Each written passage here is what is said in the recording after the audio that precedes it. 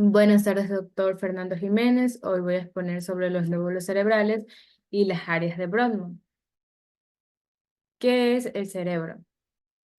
El cerebro es la parte más grande del encéfalo y se divide en dos hemisferios o mitades que se llaman hemisferios cerebrales.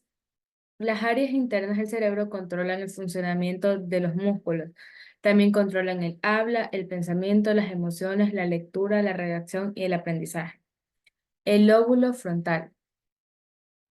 El lóbulo frontal es el más grande del cerebro y ocupa casi un tercio de la totalidad de cada hemisferio. Los lóbulos frontales del cerebro destacan especialmente por el hecho de estar muy involucrado en en las llamadas de funciones ejecutivas. Estas funciones son las que asociamos a la cognición y a la toma de decisiones. Y también se da el uso de la memoria, la planificación, la selección de objetivos y la resolución de problemas específicos que tienen que ser abordados focalizando la atención en aspectos concretos. Si la parte del lóbulo frontal está dañada, las personas pueden llegar a presentar apatía, que es la falta de atención y desmotivación. El pensamiento ralentiza y las respuestas a sus preguntas son muy lentas.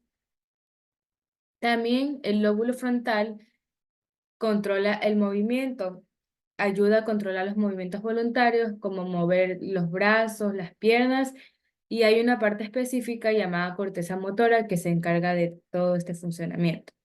También tenemos la planeación y la toma de decisiones. Este lóbulo es crucial para planificar y tomar decisiones. Por ejemplo, cuando decides hacer primero la tarea o cómo resolver problemas, estás usando el lóbulo frontal. También tenemos la personalidad y el comportamiento. El lóbulo frontal también influye en la personalidad y en cómo te comportas. Ayuda a controlar tus emociones y a actuar de manera apropiada en diferentes situaciones. Y por último tenemos el habla y el lenguaje. Hay un área en el lóbulo frontal llamada área de Broca, que es fundamental para hablar y formar palabras correctamente. También tenemos el lóbulo parietal. El lóbulo parietal es el encargado de procesar principalmente información somatosensorial, es decir, maneja datos sobre el tacto, el movimiento y la posición de nuestro cuerpo en relación al espacio. Además, también procesa información cognitiva y multimodal o que procede de distintas modalidades sensoriales. ¿Qué pasa si este lóbulo se llega a dañar? Si el lóbulo parietal no dominante está dañado, se pierde la capacidad de hacer tareas sencillas, como peinarse o vestirse, que ese es un trastorno denominado apraxia. Como aquí podemos observar en la imagen, el lóbulo parietal se encuentra justo debajo del hueso parietal, posterior al lóbulo frontal y anterior y superior a los lóbulos temporal y occipital. También tenemos el lóbulo temporal. El lóbulo temporal procesa los recuerdos y y los integra con las sensaciones del gusto, el oído, la vista y el tacto. La causa de las convulsiones del lóbulo temporal se desconoce, o sea, no hay un estudio específico de por qué se da las convulsiones. Sin embargo, puede ser el resultado de varios factores, entre ellos puede ser las lesiones cerebrales traumáticas, el procesamiento de la información de audio y memoria auditiva se gestionan aquí, en este lóbulo temporal. Es decir, recibe y procesa información procedente de los oídos y también contribuye al equilibrio y regula ciertas emociones como la ansiedad, el placer y la ira. El daño temporal derecha puede causar una pérdida de inhibición del hablar. Los lóbulos temporales se asocian altamente con las habilidades de la memoria. Las lesiones temporales izquierdas dan lugar a la memoria de la materia no verbal, tal como la música y dibujos. Como aquí podemos observar en la imagen, el lóbulo temporal abarca una gran parte de la fosa craneal media y su nombre está relacionado a su proximidad con la región temporal y el hueso temporal del cráneo. También tenemos el lóbulo occipital. Aquí en la imagen podemos observar que el lóbulo occipital se encuentra justo inferior al hueso occipital. Forma la porción más posterior del cerebro, ubicándose detrás de los lóbulos parietal y temporal. Este se ubica sobre el tentorio del cerebelo, mientras que su cara medial está orientada hacia la hoz del cerebro. Los lóbulos occipitales tienen funciones siguientes: procesar e interpretar la visión, permite la formación de recuerdos visuales, integrar las percepciones visuales con la información espacial, proporcionando por los óvulos parietales adyacentes.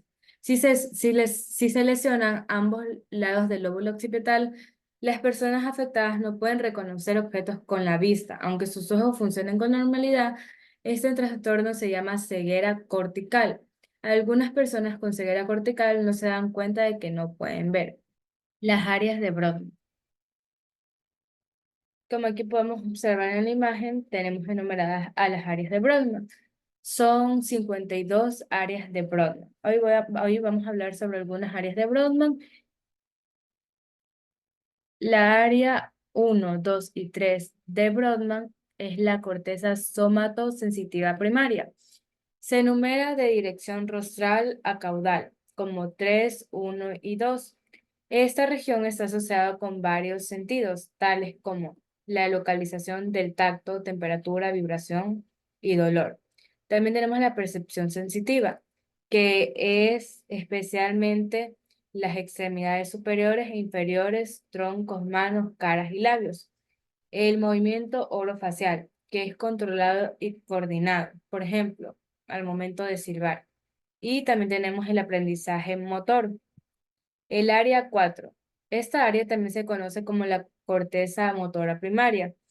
Posiblemente puede también incluir parte de la área 6 y es el responsable de ejecutar movimientos voluntarios, como por ejemplo, movimientos contralaterales de dedos, manos, muñecas o movimientos orofaciales, secuencias motoras aprendidas, respiración controlada y parpadeo voluntario. También tenemos el área 5, es la corteza asociativa somatosensitiva. Es parte de la corteza parietal. Sus funciones asociadas incluyen estereo, estereo, estereopsis, que es la visión binocular, juicios de bisección de línea, que es estimar el punto medio de un cuerpo o distancia en el espacio. También tenemos el procesamiento de patrones caóticos, uso de imágenes espaciales para razonamiento deductivo, ejecución motora, manipulación bimanual, procesamiento del lenguaje, atención visomotora, percepción del dolor, localización táctil, movimientos oculares y movimientos oculares tacádicos, que son movimientos rápidos. Tenemos el área 6, es la corteza o área premotora y motora suplementaria. Esta región es crítica para la guía sensitiva del movimiento y para el control de los músculos proximales y del tronco. Asimismo, contribuye a la planeación de movimientos voluntarios coordinados y complejos. Estas áreas juegan un papel importante en funciones motoras, de lenguaje y de memoria, incluyendo la secuenciación o planeación motora, reír o sonreír, coordinación entre extremidades, aprendizaje e iniciación de movimiento, imaginería motora, programación motora del habla, procesamiento y cambio del lenguaje, procesión del habla, nombrar objetos, lectura de labios, recuperación de palabras, decisión léxicas de palabras y palabras. También tenemos procesamiento sintáctico, memoria de trabajo, ensayo mnemónico, memoria episódica de largo plazo, memoria topográfica, atención visoespacial, visomotora y también tenemos la atención a voces humanas. La corteza de asociación motora incluye las áreas 6, 8, 44 y 45. Esa corteza de asociación está implicada en el movimiento a través del cuerpo y como los movimientos voluntarios del habla. El área 9. El área 9 es la corteza prefrontal y dorsal anterior. Esta región cortical mayormente es el responsable de la planificación, organización y regulación motora, así como el mantenimiento de la atención y la memoria de trabajo. La corteza prefrontal dorsal anterior juega un papel importante en la integración sensitiva y formación mnemónica, la regulación de la función y acción intelectual y la acción de regañar o mentir. En resumen, todas las actividades mentales complejas requieren de un intercambio de información entre circuitos corticales y subcorticales que se conectan con la corteza prefrontal dorsal anterior. Área 10. El área 10 es la corteza prefrontal anterior. Esta implica en el procesamiento estratégico de la recuperación de la memoria y funciones ejecutivas, tales como razonamiento, flexibilidad para la ejecución de tareas, resolución de problemas, planeación, ejecución, memoria de trabajo, procesamiento de estímulos emocionales, razonamiento inferencial, toma de decisiones, cálculos de procesos numéricos. El área 9 y 10 tienen papeles significativos en la codificación y la recuperación de la memoria. Y se piensa que el área 10 se encarga de controlar y manipular la memoria episódica y la memoria con base en el tiempo, metamemoria, además de permitir el olvido intencional. El área 10 también está involucrado en la atención ante estímulos sensitivos y el uso del lenguaje, producir oraciones completar palabras, fluidez verbal, procesamiento sintáctico y comprensión de metáforas. El área 17.